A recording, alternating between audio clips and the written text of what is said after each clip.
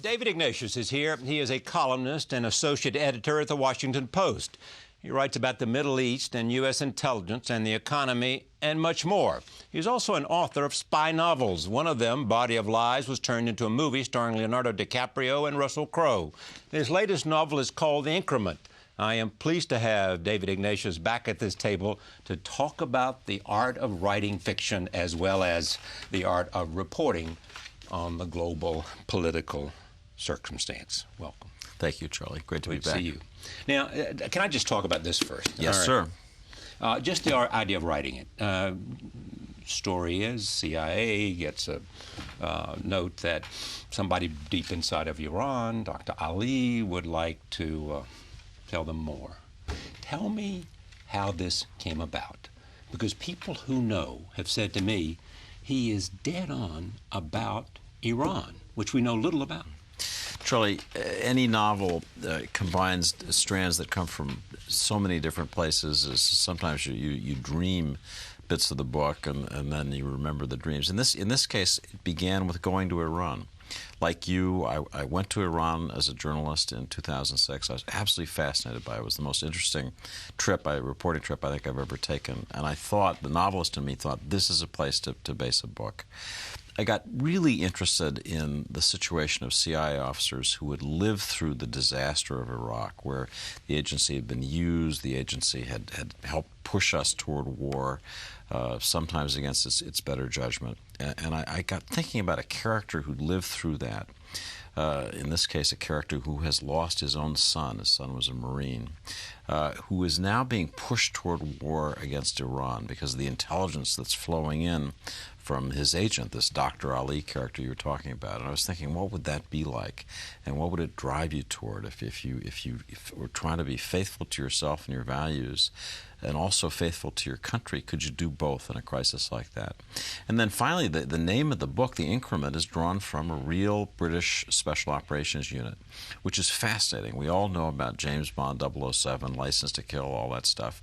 Well, the inheritor of the James Bond License to Kill, it is written by British journalists, is a unit called The Increment, which is part of the Special Air Services, the elite British unit. And what's fascinating about it is that it's drawn from all of the former colonial countries, so that these people can slip in and out of the Irans, the Iraqs, all of the trouble areas, the Pakistans, invisibly. When I got thinking about this book, I thought, James Bond meets My Beautiful Laundrette, if you remember that yes, wonderful Hanif Qureshi movie. Yeah. So all those things came together. The Iranian character, the scientist. I was really trying to imagine what it would be like to be in that program and to have the seed of betrayal in you, which my character Kareem has, and to reach out. He sends an email message to the CIA. There's a new category in real life known as virtual walk-ins. These are people, if you go to the CIA website, CIA.gov, you click on it, you will find an invitation to commit treason. You will find that people overseas are invited to send the United States information that may be valuable to us. And that happens, I'm told, a lot. People from China, people from Russia, maybe people from Iran send stuff in. So that was the last piece. And then you stew it all together as a novelist, and out, a year, 18 months later, out comes a book. How do you define the characters? How do you define Iran? You can't do that with one visit. I have lots of Iranian American friends. I read as much as I could into the culture. With the CIA characters, I grew up in Washington, and in a sense, that culture is the oxygen that I remember breathing in the 1960s. I've said in my neighborhood, if you threw a rock in any direction, you were likely to hit a CIA officer's house. So I know those people, and I know the younger version. I talk to them. I followed them over time. I've been writing novels about the CIA for so long. I feel that I have the feel of it on my fingertips. The Iranian piece was much harder, but when you go someplace, as you know, you bring back not just your memories, but a lot of stuff that you gather up, and then you keep following those leads. I mean, I hope I described Tehran convincingly, but I sure was helped by the street atlas that I brought back from my Tehran hotel, which I would consult. So, you try to get the feel of it with lots of little tricks like that. And once you have put it together, is this authentic? Or do you care? I do care. The journalist in me wants to get it right. And so I do a lot of reporting for my novels. I have a life as a columnist for the Washington Post where I'm always reporting. But that rubs off in my novels. If I describe a scene to you, what a place looks like in Tehran, or what happens in how you make a nuclear weapon, I want to make sure that I get that right so that people who really know about that won't read it and just laugh and say, Ignatius really screwed this up. So I do spend time trying to get those details right. And I'll show bits of the manuscript to people who really know. There was somebody from the Department of Energy who kindly agreed, using the unclassified open literature on nuclear weapons, to go over those parts of the book so they wouldn't be flat out wrong and embarrass me. What have you learned about doing this, and who have been your heroes in that pursuit? I'll tell you what I've learned about writing, which is that in an odd way, it's really a passive experience. That the secret for writing fiction is to let go, and by that I mean get your conscious edge of the chair. Oh, got to get it right. Get that person out of the way, so that this very creative, pre-conscious person who dreams your dreams, who has smart ideas in the shower, so that creative thing can happen. And I think writers are always trying to get in that space. We talk about the muse. I mean, the muse is your preconscious, speaking, flowing into your writing. The writers I love to read typically are 19th century writers who were able to unpack stories at such leisure. I've been on a Russian kick. I had never really read. So in the last year, I've read War and Peace. I've read Anna Karenina. I just finished Crime and Punishment. I mean, the War and Peace, I don't know that I'll ever in my life have an experience as vivid in real life as the experience of Russia during the Napoleonic Wars as Tolstoy captures them. I don't know that I'll ever be inside a woman's mind the way you're inside Anna Karenina's mind as she's on her way to commit suicide. I mean, the achievement of those writers is so enormous. I mean, here I'm a hack novelist writing spy thrillers, but in terms of what I like to read, it's books like that. What do people that you know tell you? In my book, I'm imagining that they're still working out the details of weaponization. And I think that that's probably true, although there's some analysts who think that they actually got most of that done before they stopped the weaponization part of their program in 2003, according to our national intelligence estimate of last year.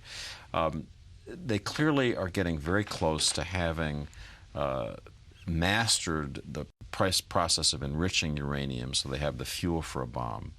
And that's the thing that makes the Israelis most nervous. The book imagines that the United States is, in an effort to make it harder for them to get through this process, is getting into the supply chain and sabotaging in small ways what they're doing, so that the machines that they use for enrichment, let's say, don't work very well, or measurement devices don't calibrate precisely, so that month by month, year by year, they're steered a little bit off course.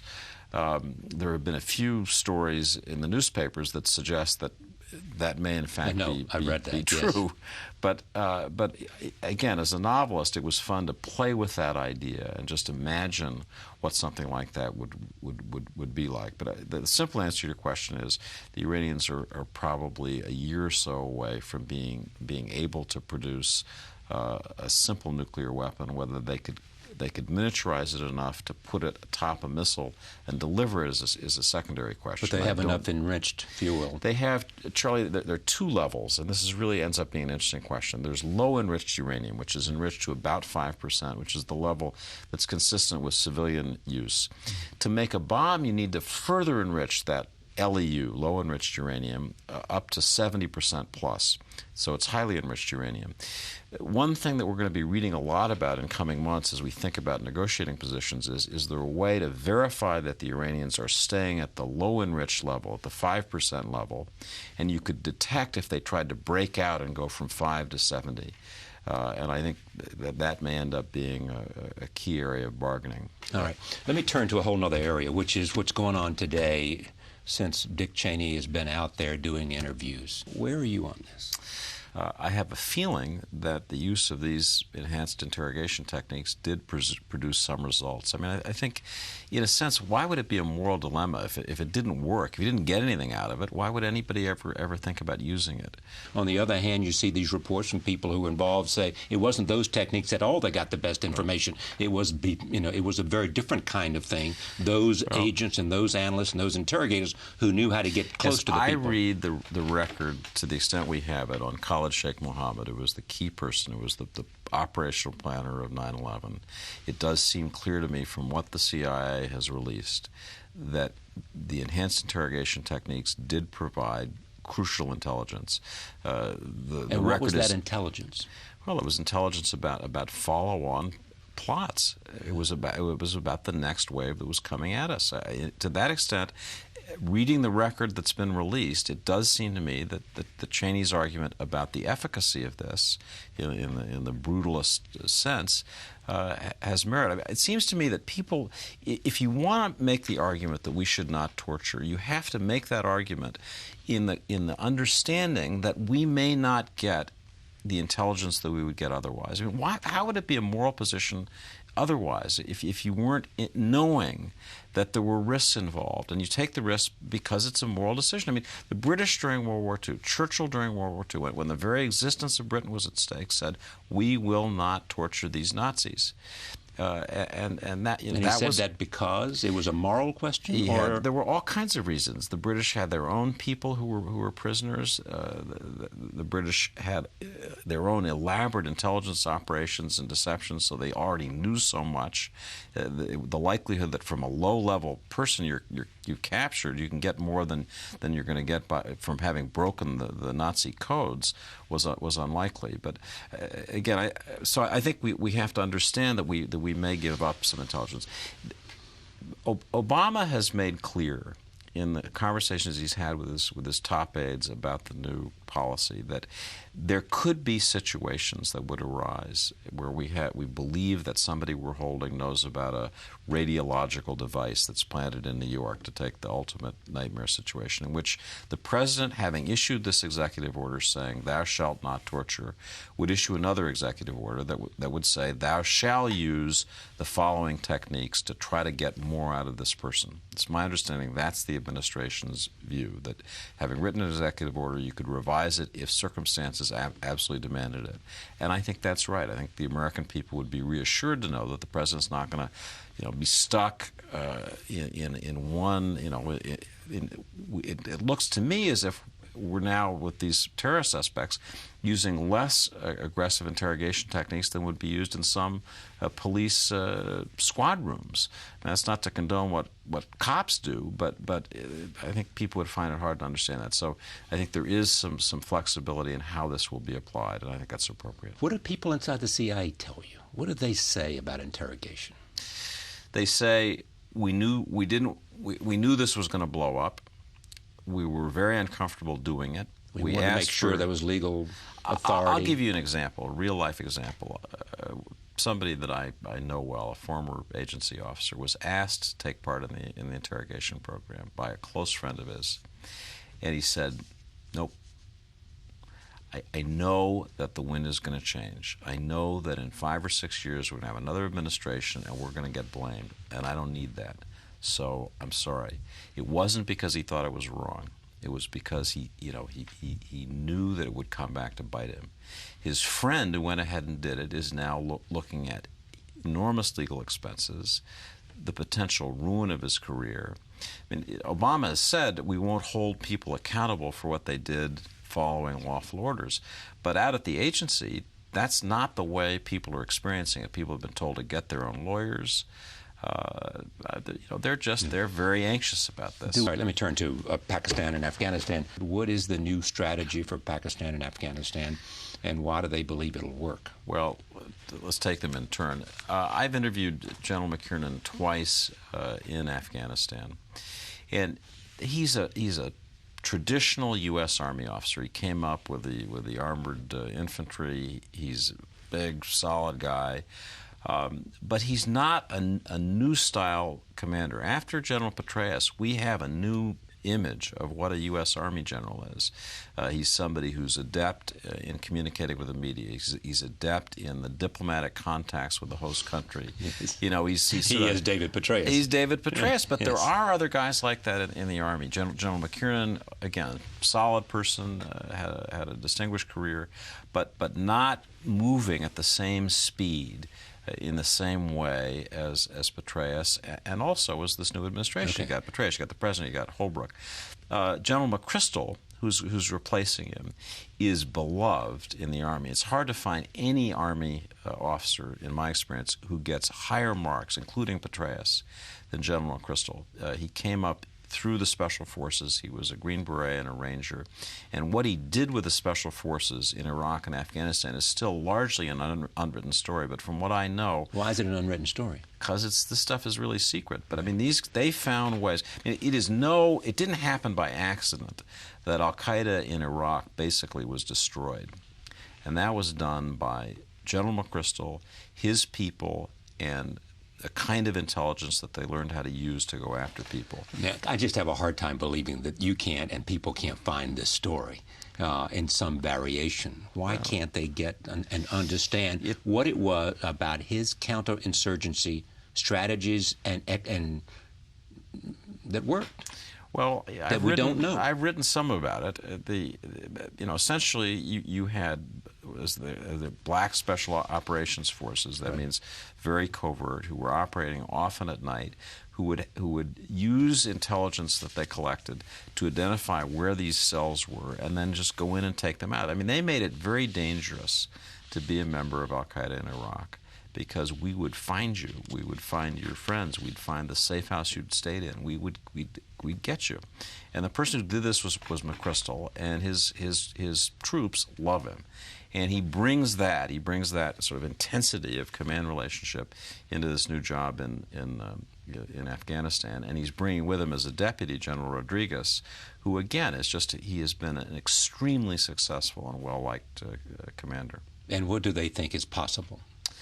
What they think is possible is that over the next year, if we, with the additional troops that we're sending in, we got 21,000 more troops going in. If we hit the Taliban and Taliban-linked groups very hard, we may be able to crack the alliance of groups that we call the Taliban and peel some of them off. I mean, that really what Petraeus did in Iraq was find a way to take people off the battlefield without going out and shooting them. He co-opted them. He drew them into these tribal militias. He got the tribal leaders to pull their people together and work with us so that we didn't have to go fight them all. That's what we're going to try to do in Afghanistan. And what Petraeus is working on is getting better intelligence about the tribes, about the clans. I mean, you have to become an ethnologist in today's army and know all that kind of detail. And that's what he's going to try to do. And the hope is that by the end of the year, middle of next year, we will have broken away enough of what we call the Taliban, that district by district you'll be able to reconcile. We're not going to sit down with Mullah Omar and write a peace treaty, but district by district we'll end up working with what are now the Taliban commanders and drawing them into some kind of working alliance with the government. That's the plan. The question of Osama bin Laden comes up always when you talk about Waziristan and when you talk about the Pakistanis and when you talk about the Taliban. What do you know? I think the question is what do they know? And do they know anything? Pakistanis. The Pakistanis, it's clear, have sources that they don't entirely share with us. When you ask American officials, what about the links between Pakistani intelligence and the Taliban? I don't think there are active links now with Al-Qaeda. I think that's over. But certainly with people on the fringes of that movement, they continue to have those contacts. And American officials say the truth is we don't know. and that's what bothers us. There are little indications that will blip up. We'll realize through electronic intercepts, other means, that there have been conversations between this one and that one. And that will worry people because it may be suggestive of much, much deeper links. And, I think this is a situation where, on the one hand, we want the Pakistanis to have agents inside the Taliban, even agents inside al-Qaeda. I mean, if you were running an intelligence service, Charlie, you'd want people to be penetrating those groups, right? So in that sense, we want to encourage this. The question is whether those links are so extensive that they're interpenetrating each other, so that it's not under Pakistani control, but the proverbial tail's wagging the dog. Since you went over with Mullen, Admiral Mullen and Special Representative Holbrooke, tell me what it is that Richard Holbrooke does that seems to be effective. What is his skill? Richard Holbrooke, as you know, because you know him and he's been on your show, has the life force. He is a larger-than-life person. I'll give you an example of the kind of thing that he can do that not many diplomats can. We're in Kabul. In Kabul, you have all of these diplomats who rarely talk. They all have an interest in the situation in Afghanistan stabilizing. Okay. But nobody has been able really to pull them together. So Richard Holbrooke calls them together. And they all show up because he's the man. And so there they are. So he goes around the room and he says to the Pakistani ambassador, "What do you know about agriculture and how we could help Afghanistan with its agriculture?" The Pakistani says, "Well, this and this and this." And then he turns to the Indian and says, "Well, why can't you work with the Pakistanis on that?" And the Indian said, "Well, maybe we could." He goes to the Russian. There was a Russian ambassador there, Charlie, That's right. who had been the KGB resident during the war, who knows Afghanistan better than anybody. And here's Holbrooke, sort of pulling all this stuff out of him. And it was quite a performance. How many other people could do that? Not many. And so that's Holbrooke has to be careful. A great big personality like that always is in danger of blowing up, of being too big, in a sense.